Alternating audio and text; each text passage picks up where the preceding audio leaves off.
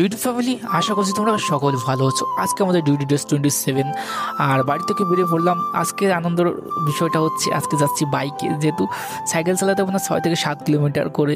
আর আমাদের রাস্তাটার অবস্থা খুবই খারাপ, সেই সঙ্গে এতটা সাইকেল চালাতে হয়, খুব কষ্ট হয়। সো যাই হোক, খুব আনন্দ লাগছে যেহেতু সাইকেল চালাতে হবে না আজকে। আর আজকে ফোন করে বললো যে তোমার সিভিলের কাজ আছে, সেটাই করতে হবে।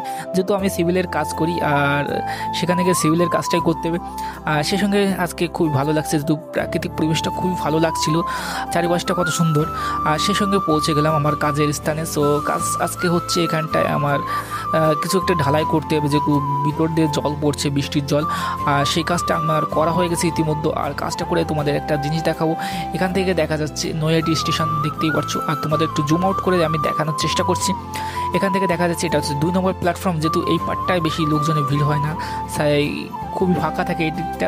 আর ওদিকটায় থাকে লোকজন।